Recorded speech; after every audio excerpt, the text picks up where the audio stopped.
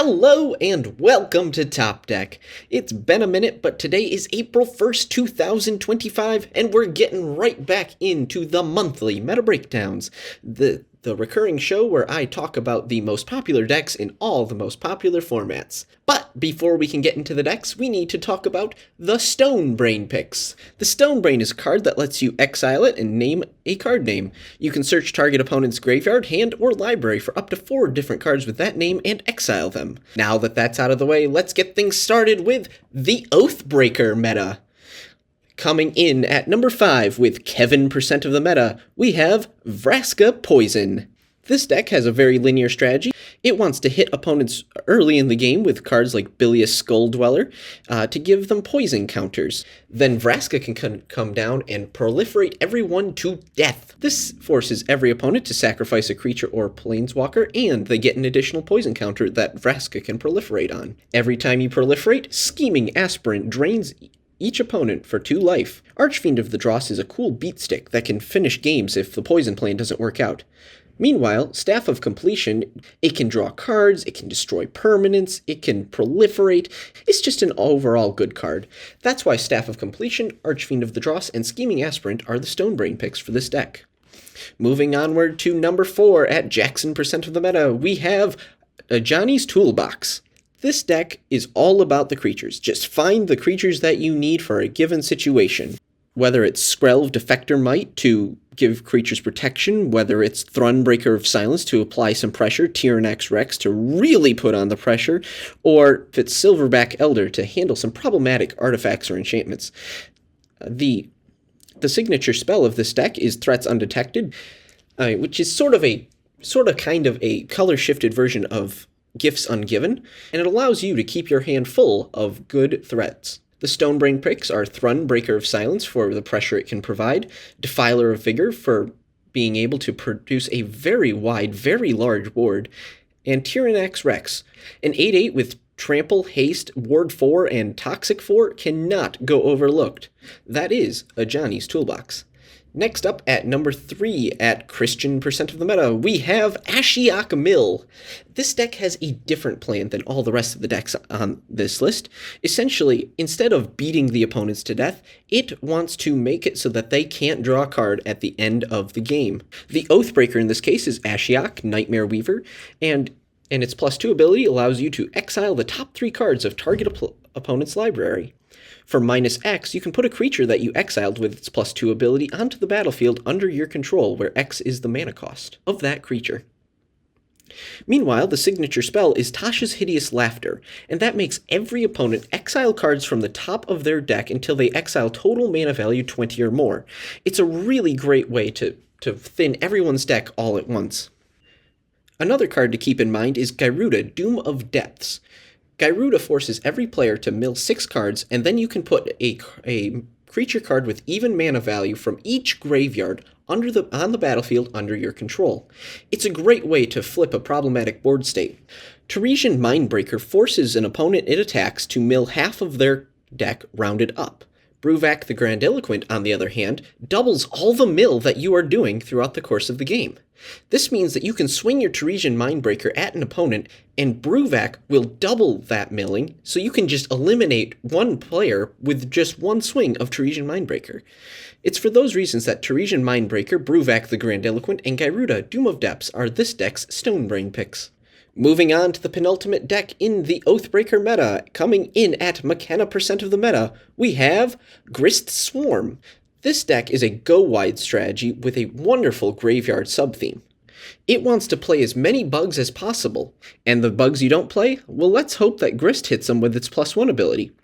Grist's +1 says create a 1/1 black and green insect creature token, then mill a card. If an insect creature is milled this way, put a loyalty counter on Grist and repeat this process. You can get like 3 to 5 bugs in a single activation if you're lucky. When there's enough bugs in your graveyard, you can activate Grist's -5 ability to make each opponent lose life equal to the number of creature cards in your graveyard. The signature spell, Gruesome Fate, does something similar, except it forces opponents to lose life equal to the number of creatures you control. Thanks to Grist, you'll have plenty of cards in your graveyard and on your battlefield for these effects to quickly end your opponents. The Stonebrain picks are Scoot Swarm for its ability to quickly multiply all over the board, Realm Walker for the card advantage it provides, and the Ant Queen, which, if you're clever enough, you can figure out how to make an infinite army of ants with the cards provided here. But let's put the Ant Queen combo aside for just 1 second, because we're going to be talking about a deck completely devoted to the combo. Coming in at Nathan% of the meta, it's Saheeli's Machinations. This deck has about 10 different combo lines, and with many different ways of winning the game. There are just so many lines, so I'm just going to show you my favorite one for this deck right now. So, turn 1, play your Altar of the Brood. Turn 2, Liquimetal Coating. Turn 3, play Saheeli. Activate Liquimetal Coating and turn Saheeli Rai into an artifact. Activate Saheeli Rai's -2 ability to create an artifact token copy of herself. You can then use the copy's -2 ability to copy itself, and so on and so forth. Meanwhile, Altar of the Brood mills each opponent whenever a permanent enters the battlefield under your control. This is the simplest combo line, and has the potential to be in your opening hand, and it's really hard to interact with since it happens so early in the game. It's a lot of fun to win the game before your opponents play out their 3-mana planeswalkers. This particular Saheeli combo is used in a kind of obscure format known as Modern. So let's talk about the Oathbreaker meta. How healthy is it? Well, it seems like there is a good mix of decks that you can be playing, and this is just a small fraction of all the cool decks in Oathbreaker.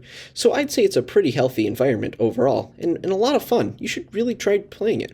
Now, let's talk about a format with a little more power than the Oathbreaker format. Let's talk Yu-Gi-Oh! Yu-Gi-Oh! As a whole has pretty much entered Negate Hell, where you just set up a board state with many, many negates, and just make it really miserable for your opponent to play the game. So all of the decks that we're about to describe kind of follow that same plan. It's just the cards that they use to get to that place is a bit different. And as always, whenever we talk about the Yu-Gi-Oh! Format, we're not really going to go through all of the combo lines because that would be kind of difficult without the cards directly in front of us. So we're more going to focus on the cards that get us to our combos as opposed to what those combos actually are. So with that, let's start things off at number 5 with the deck that put Seto Kaiba on the map. It's Blue Eyes at 6.3% of the meta. This deck wants to use cards like Maiden of White and Mausoleum of White to be able to special summon out cards like Blue Eyes Spirit Dragon, or maybe even possibly Dragon Master Magia to get the negates coming. Dragon Magia Master says, when your opponent activates a card or effect, you can, as a quick effect, negate that activation, and if you do, destroy that card. You can only activate this effect of Dragon Magia Master in response to each card type, say monster, spell, or trap card, once per turn. Also, if this card is face up on your field when it leaves the battlefield because of an opponent's card, you can special summon one Blue Eyes monster or one Chaos monster or Blackluster Soldier Ritual monster from your extra deck or your graveyard. It also has a hefty 5,000 attack and 4,000 defense, making it a wonderful beat stick to just end the game. Meanwhile, some of the other combos in your deck like to put Blue Eyes Spirit Dragon on the field and have it equipped with a Neo Blue Eyes Ultimate Dragon to prevent it from getting impermed. This deck can typically set up I think it's 4 or 5 negates pretty consistently if it goes first. So it's not the craziest deck on our list, but it's nothing to scoff at either. Moving on to the number 4 deck in the meta, also at 6.3%, we have Mermail Atlanteans. If this deck could start with a card in hand, it would be Nebtibus, the Atlantean Prince. It allows you to go and fetch Atlantean Dragoons, and from there you can exile several different creatures. The one that I really want to talk about today is Totally Awesome. Totally Awesome is the primary Omni-Negate of the deck, and its ability to set cards from your opponent's field onto yours makes it a headache for your opponent. If you combo off correctly, you can end up with a Mermail King and 2 Totally Awesomes on the battlefield pretty easily. If you also happen to end end your turn with Dominus Impulse on the battlefield, you can activate it during your opponent's turn to bring and summon out enough creatures so that the total number of negates on your battlefield goes from 5 to 7. At that point, your opponent should probably just concede. but that's just my opinion. However, the number 3 deck and the next deck that we're talking about might disagree with that. Also at 6.3% of the meta, it's Ryzeal Mitsuragi. This deck begins its combos with either Ice Ryzeal or Sword Ryzeal. Ice fetches Sword, Sword fetches Ice. I mean, it works out nicely, really easy to understand. And along the way, you go and get yourself a Node Ryzeal, and then you can Xyz summon King of the Feral Imps. Further along down the line, you can get yourself a Ryzeal Cross to insulate yourself from hand traps. You can also go fetch yourself a Ryzeal Detonator, which is a really hard card to eliminate. We're going to talk about that card in just a little bit. In short, this deck likes to detach Xyz materials and then resummon them to Xyz summon more monsters until you have a board that has plenty of negates to really frustrate your opponents.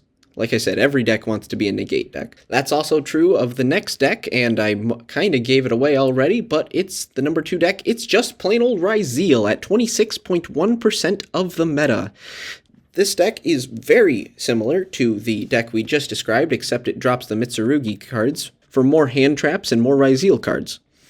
Again, Sword Ryzeal fetches Ice Ryzeal, and Ice Ryzeal fetches Sword Ryzeal. You can go get yourself a Node Ryzeal. But this deck really doesn't worry about King of the Feral Imps so much, and it really just wants to play out Ryzeal Detonator, which is the card here. Ryzeal Detonator says whenever your opponent activates a card or effect, you may, as a quick effect, detach one material from this card, then target one card on the field, not necessarily the card that was activated, and destroy it. Furthermore, if this card is special summoned, you can attach one monster from your graveyard to this card as material. And if an Xyz monster, like Ryzeal Detonator, would be destroyed by either battle or card effect, you can detach one material from this card instead. It also has a good solid 3000 attack, 2500 defense stat line, and that's sure to give your opponent a solid square punch in the face. And finally, we get to the number 1 deck in the Yu-Gi-Oh! Meta as of right now. Coming in at 33.3% of the meta, it is Malice. This deck's game plan is a little more interesting, in my opinion, than the other ones that we've described before. It's still going for negate hell, like all the rest of them.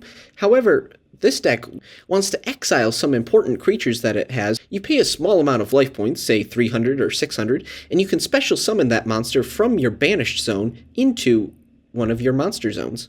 The card that really gets the ball rolling in this deck is Malice P. Dormouse. You use that to search out Malice P. White Rabbit, and eventually you can link summon your way into Nightmare Griffin. Doing the proper combo lines, you can actually end up with Nightmare Griffin in one of your monster zones, like the middle monster zone, and you can just completely negate all of your opponent's effects for no price whatsoever. It's really, really powerful. So, how healthy is the Yu-Gi-Oh! Meta? Well, I don't think it's too bad.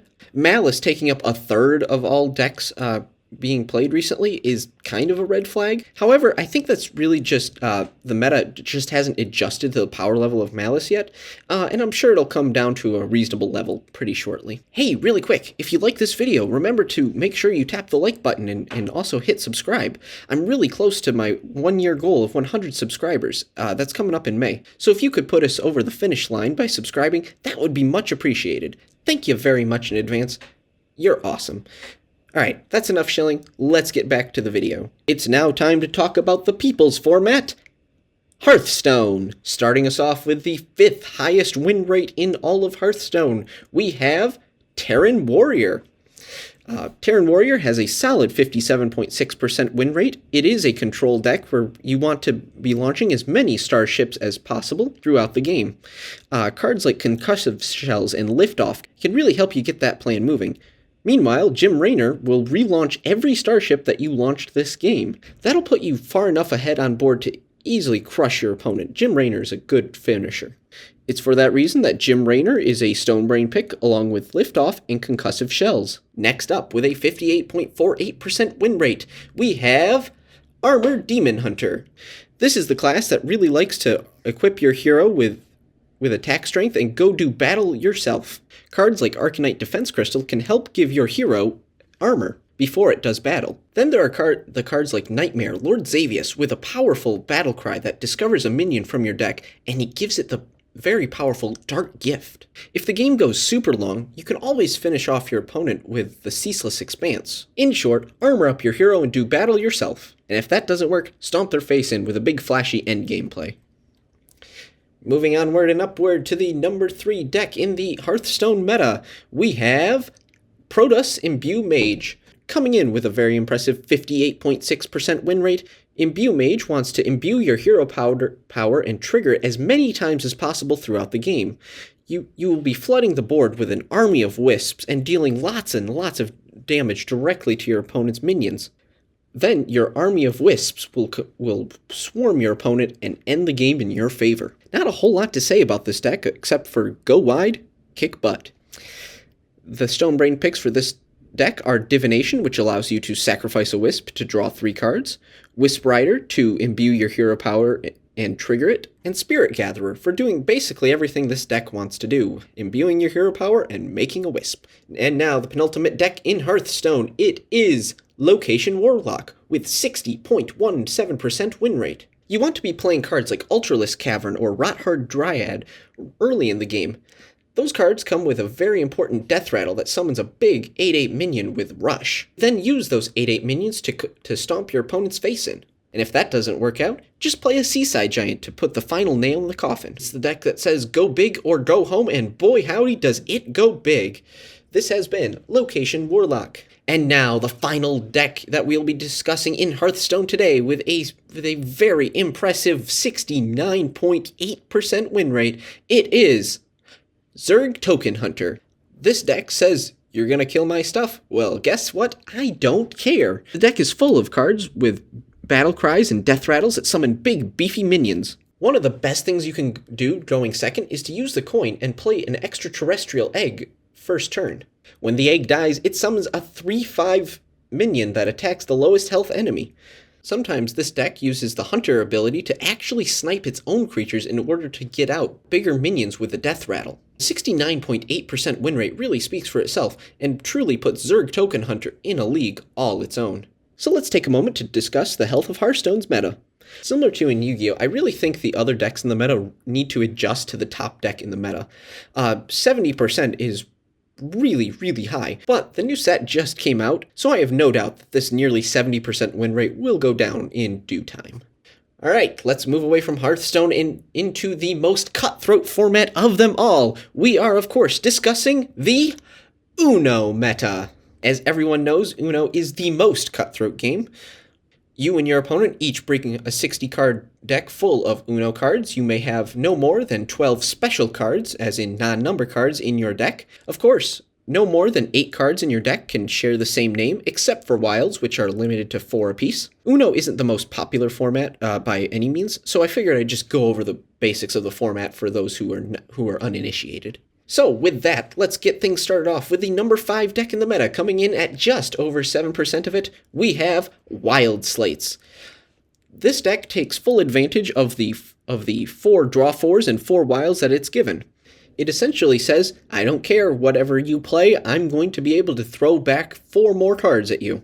The 6 blue 3s and 6 green 4s can fill in a lot of the gaps that you'll find in the game, but it also has a draw 2 of each color in case things get hairy. It's not the most popular deck at the moment, mostly because outside of the draw 4s, it kind of lacks firepower. So that's why it's down here as only the 5th most popular deck in the format.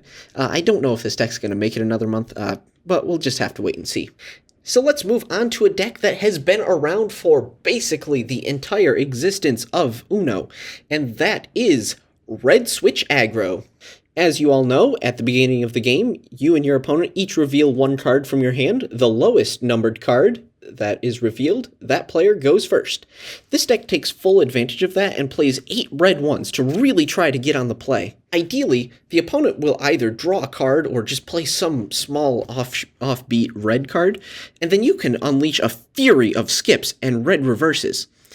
As you all know, if you are in a 2-player game of Uno and you reverse it back to yourself, so you can chain red reverses and red skips until you're down to that wonderful magical Uno. In a perfect world, a game where you're playing Red Switch Aggro ends faster than I can explain the deck. It does run like some green, some blue, and some yellow just in case the color does get switched on them, but you're really hoping that that doesn't happen. You really want a a high number of red cards to really end your turn after you play out all of your reverses and all of your skips.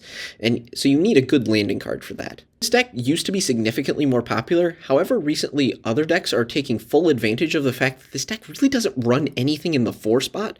Like there's no real 4s here. So red switch aggro is probably going to have to adjust and play some 4s in the near future, or else it's just gonna fade into obscurity, which would be a real shame, because a meta where red switch is good is a healthy meta.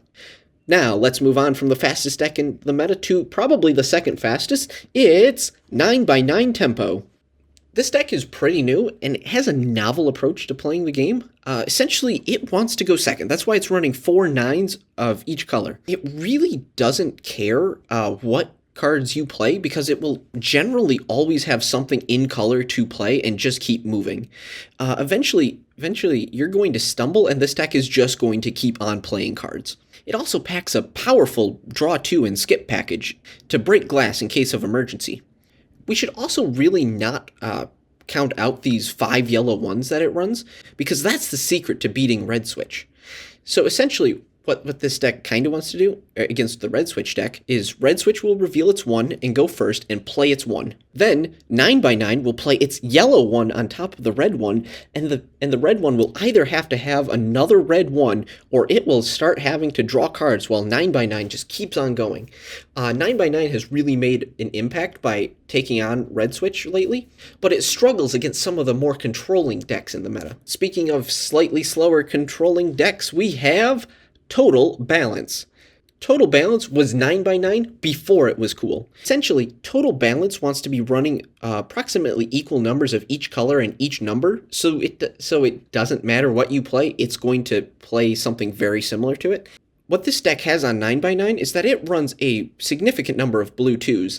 These blue 2s often let it go first, and if you and your opponent are both playing 1 card a turn and you're going first, you're going to hit Uno and eventually win the game 1 turn sooner than they are. That's why this deck has still got the edge on the younger newcomer. And so, for, probably obvious reasons, don't really need to go into them, the Stone Brain picks for this deck are draw 4, red draw 2, and blue skip. And now we come to the final deck in the Uno meta, and the final deck in this meta presentation overall. It is the ever-powerful, ever-popular Draw 2 Control. This has probably been the most dominant deck in the history of Uno, and what it does, if for some reason you don't know what this deck does, it says you're drawn 2. Over and over and over again. It has blue draw 2s, it has yellow draw 2s, it has red draw 2s, it has green draw 2s, and it has a couple of draw 4s to back it up if things get really, really hairy.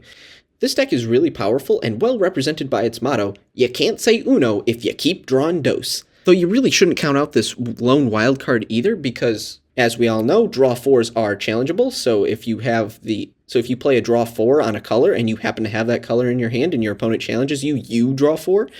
So this wild can really help you get out of situations like that. I am a little confused with this list because typically this deck plays 3 yellow draw 2s and only 2 of the blue, but I mean, this list is pretty accurate other than that. So let's take a moment to discuss the Uno meta. I actually think it's in a good place right now. We're seeing a variety of decks in the format. We've got aggro, we got control, we got tempo, mid-range. It's a really fun place to be right now. Though I really think that Hasbro needs to start producing better decks for newer players to get in, because the current starter decks just really don't keep up with the current meta. This is really discouraging for new players, so they should probably start putting out better starter decks soon. Other than that, I think Uno's in a pretty good place overall. Alright, that's it. If you enjoyed the video, please remember to like and subscribe. If you've made it this far, thank you so very much. I will be back in a couple of days to give you an actual Magic the Gathering most popular formats meta breakdown. But until then, have a great day, everyone. See you around.